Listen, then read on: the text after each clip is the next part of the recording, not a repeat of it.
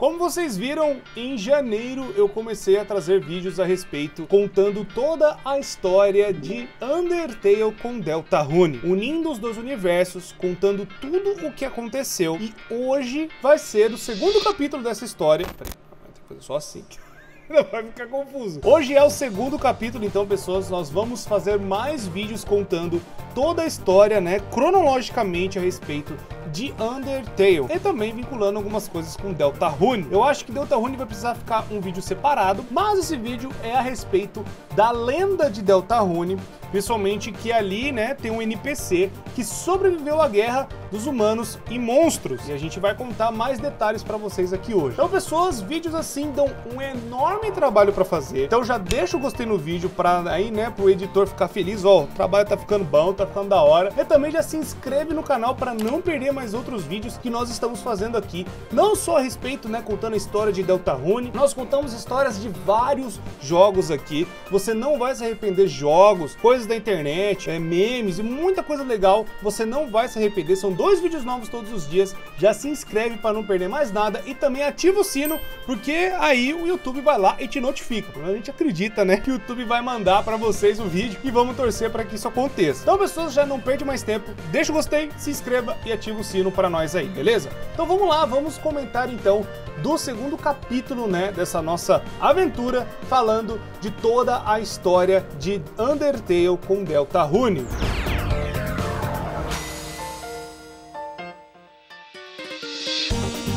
Por que que Deltarune encaixa agora? Vocês vão entender e é muito importante para o percurso, né, da nossa querida história daqui para frente. Como vocês viram no capítulo 1, eu tentei explicar que, na verdade, monstros e humanos, eles viviam até que bem, eles eram amigos, eles eram felizes, todo mundo tava lá, só que aí começou uma guerra entre os dois. Eu falei de alguns motivos da guerra, falei naquele vídeo que os humanos ficaram com medo dos monstros, com medo de que um monstro pudesse pegar uma alma humana, e a alma humana é muito forte, é muito poderosa e poderia, né, causar um grande problema para a humanidade. E aí os humanos, com medo, né, com muito medo, na verdade, dos monstros, acabaram travando uma guerra. Tem umas partes falando que os monstros é que travaram a guerra, mas são poucos detalhes assim, tem mais grandes detalhes dos monstros falando, né, que na verdade os humanos é que vieram primeiro atrás dos monstros. Não tem indicativos que a Kara que começou, ou Asriel que começou, não tem. Isso aí é mais lá pra frente. Então a gente ainda não chegou em Kara, não chegou em Asriel.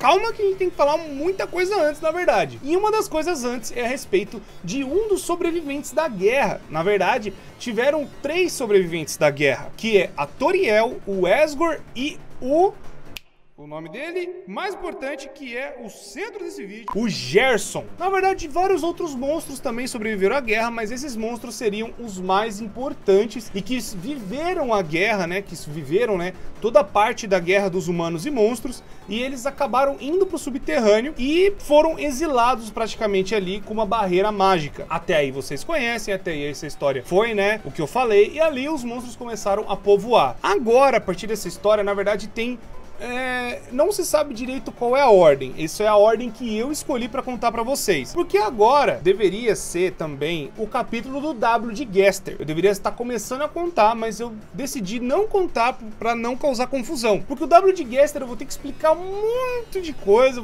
vai ser outra parada. Então, como esse vídeo dá a entender que os monstros acabaram povoando ainda o lugar e descobrindo as coisas que tinham dentro do subterrâneo, então eu decidi começar por essa parte de exploração do subterrâneo que os monstros começaram a viver. Como eu falei, não se sabe o tempo que passou dentro, né, do subterrâneo, desde quando começou a guerra até os monstros começarem a povoar, começarem a se reagrupar, porque imagina assim, galera, eles acabaram de travar uma guerra, muitos monstros morreram, muitos monstros acabaram, né, sofrendo consequências enormes e não se sabe o que poderia ser feito. Muitos monstros, né, viraram cinzas, porque isso que acontece quando um monstro morre, o humano foi lá e mata, um monstro vira cinza e a alma dele não consegue ter força suficiente para voltar, que é o poder da determinação, que eu vou ter um vídeo explicando também melhor, com mais detalhes para vocês, mas a parte é, os humanos pegaram, juntaram todos os monstros e socaram eles no Monte Ebott e falaram, vocês vão ficar aí agora. Prenderam eles na barreira e aí, lá dentro, eles começaram, né, a vasculhar o que tinha,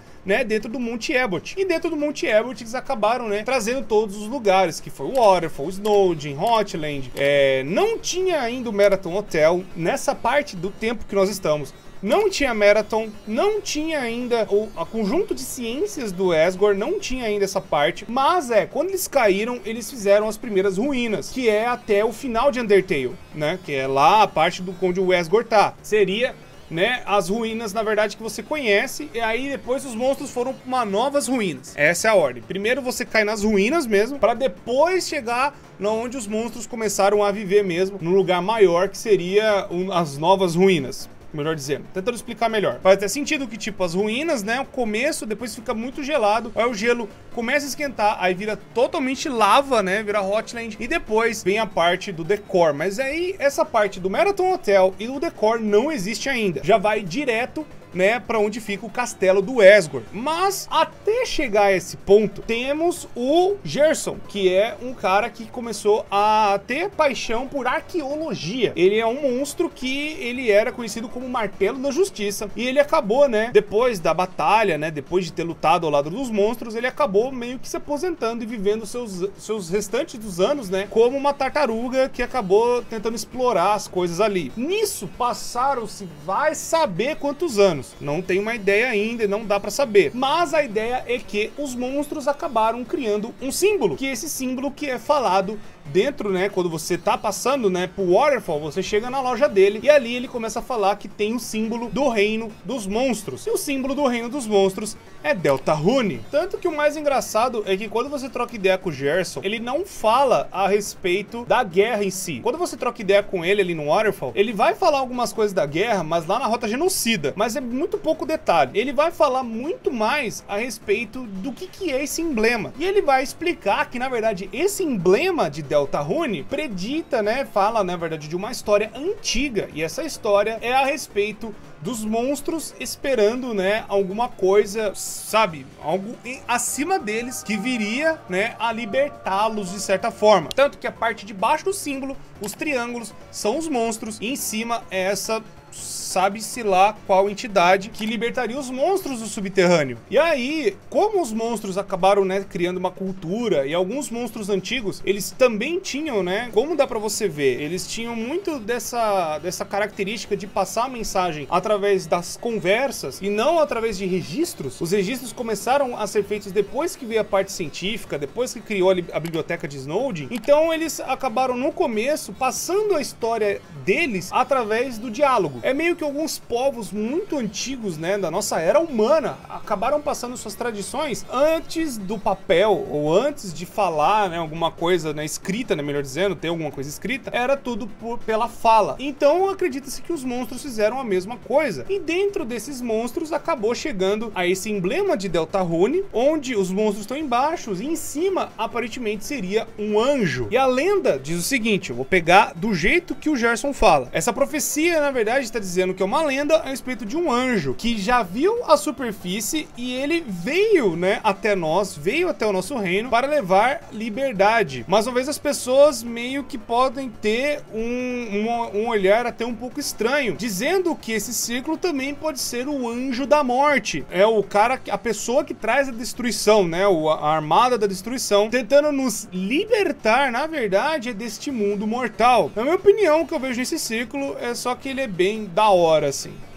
Então, o que acontece? Que agora que o negócio complica, pois o símbolo, então, tem dois significados e vocês já começam a perceber algumas similaridades com algumas coisas que tem dentro de Undertale, principalmente. Dentro de Undertale tem duas rotas principais. Tirando a rota neutra, que ela não leva literalmente pra lugar nenhum, sabe? Você termina o jogo, acontece algumas coisas, mas não necessariamente finaliza o jogo, sabe? Tipo, não dá um final mesmo, só fala, ó, você terminou, mas não é tipo, não definiu as coisas. Tem vários monstros que falam, ó, tá faltando isso, tá faltando aquilo, tanto que Flowey fala, ah, se você quiser, você pode voltar e fazer diferente. Então, se você fizer e voltar diferente, você pode caminhar pra duas outras rotas, que seria a Genocida ou a Pacifista. Meio que, se você for na rota pacifista, você vai ver, né, que Azrael Dreamer, né, que o Flowey, né, você descobre que o Flowey era o Azrael esse tempo todo, ele absorvendo todas as almas, ele vira o Azrael Dreamer. E depois, quando ele fica mais poderoso, usando mais as almas ainda, ele acaba virando um anjo. E o que ele fez? Ele acabou pegando todas as almas dos monstros do subterrâneo, mais as almas dos humanos, e acabando virando um ser da destruição, uma entidade da destruição. Isso é até falado que você, sabe, quando você tá enfrentando ele, tentando salvar as almas dos outros monstros, sabe? Que você usa o save para depois você salvar a alma do Azrael. Se vocês se lembram bem como que é a história de Undertale, eu já contei essa história várias vezes, mas se vocês lembrarem, Azrael é o único monstro que depois de muitos e muitos anos passou pela barreira com o corpo da Kara. Se vocês forem lembrar, na época, né, quando contou a história, né, de Undertale, quando você chega, né, naquela parte da casa e tal, na outra casa, quando a Frisk passa, né, tudo mais, quando os monstros estão contando a história, conta a história de um outro humano, que é Kara, que acaba caindo no subterrâneo, e esse monstro, né, o monstro que achou que foi o Azrael, acabou, né, a família deles adotando Kara como um outro irmão do Azrael. Isso é canônico, se tá dentro do jogo. E aí depois, né, tem algumas coisas que revelam, por aí vai, mas Kara ficou muito doente e acabou morrendo no reino dos monstros. O Azrael ficou desesperado e acabou pegando o corpo da Kara e tentando levar de volta pro seu povo. Mas nisso, Azrael acabou absorvendo a alma da Kara. Por isso que Flowey é meio ruim. Pode ser daí que vem, né, a ruindade da Kara. Pode ser que daí vem a dualidade que é melhor contada dentro de Deltarune. Vocês já sabem que dentro de Deltarune é a briga entre a vontade de fazer o bem e a vontade de fazer o mal, que é a luz e as trevas. Dentro lá de Undertale, quando o Azrael faz isso, ele meio que tá cumprindo a profecia de que um anjo, que ele vira um anjo no pacifista, tá levando, na verdade, a morte pra todo mundo, que é o que ele acaba fazendo. Ele acaba matando todas as pessoas, e ele fala que ele vai destruir todas as linhas do tempo, ele vai destruir tudo, ele vai acabar com tudo, inclusive com você. Não se esqueça disso. Azrael Dreamer, quando você chega na rota pacifista e começa a tocar Hopes and Dreams, ele começa a trocar ideia com você, na verdade, tá trocando ideia que ele vai acabar com tudo. Ele é muito mais atacado que o Flowey de verdade, até quase que o Kara, porque meio que dá a entender que Kara influenciou isso nele, porque tem algumas fitas que eu vou até talvez explicar no outro vídeo, quando, né, vier o registro da família Dreamer, que tem umas fitas, né, da família falando a respeito de onde o Kara, na verdade, estava querendo envenenar o Asgore pra virar o novo rei dos monstros, ou fazer coisa pior,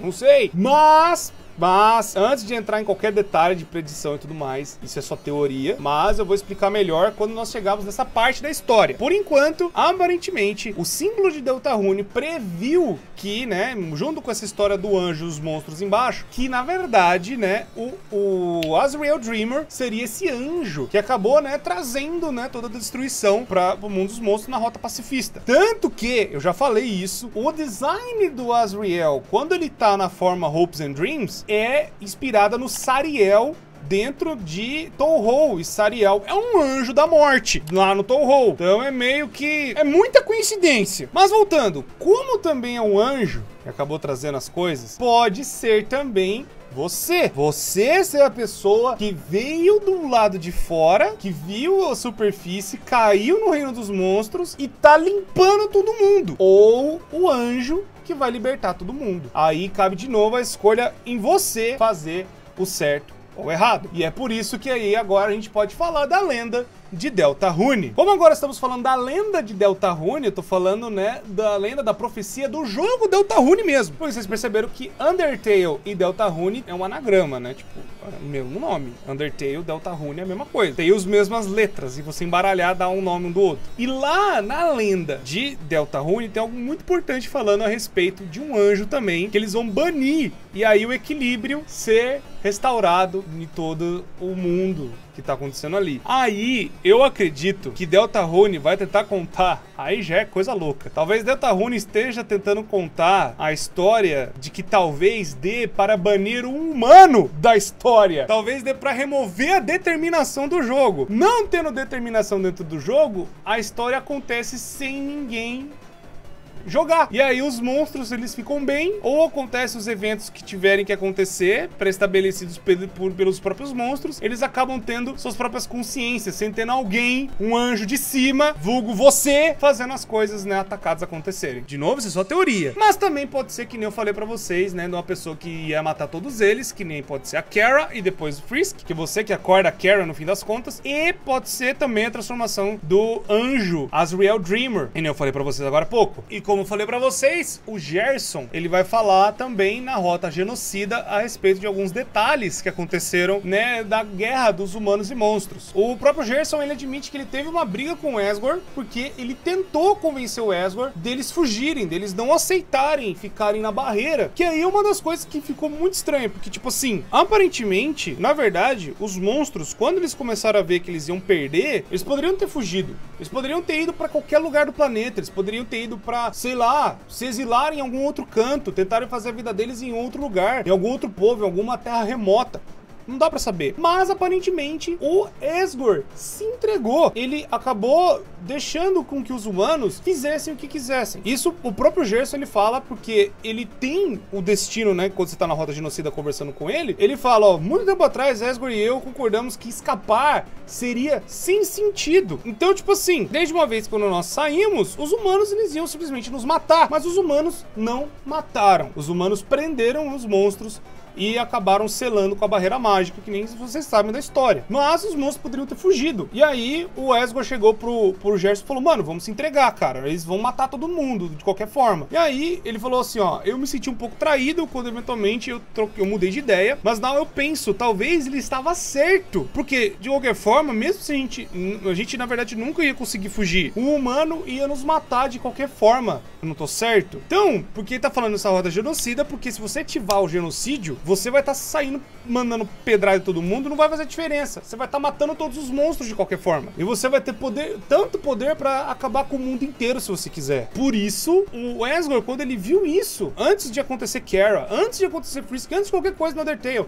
ele viu isso lá na guerra. Ele viu isso lá, chegou pro Gerson e falou, a gente vai se entregar e ver o que os humanos decidem. E os humanos decidiram prender os monstros. Bom, então agora, pessoas, com todas essas informações que vocês sabem a respeito de Undertale, mais ainda um pouco do que pode ser Deltarune, eu vou fazer o seguinte. O próximo passo, então, é irmos para a parte mais óbvia. Como nós vimos que tem um sobrevivente da guerra, temos outro sobrevivente da guerra, que é o Asgore, e toda a família Dreamer. Então o próximo passo que nós vamos trazer aqui da parte das histórias é contando da família Dreamer e o que aconteceu, né, da formação da Toriel com o Asgore, como eles se juntaram, como o Azrael nasceu e toda essa parte, e talvez a gente já começa a falar da Kara, mas vai ter um vídeo só dela, podem ficar tranquilos. Bom, eu acredito que nós detalhamos bastante coisa, mas vão falar assim, mas Deltarune ainda é confuso pra caramba, o que é esse jogo e tal. Muito provavelmente eu vou precisar de um outro vídeo pra explicar certinho o que é Deltarune, mas vocês já tiveram uma noção, somente porque Deltarune tá dentro de Undertale, né? Mas não necessariamente Undertale está dentro de Deltarune. O próprio Toby Fox falou que vai ter um vínculo entre os dois jogos, e tem, e já tinha,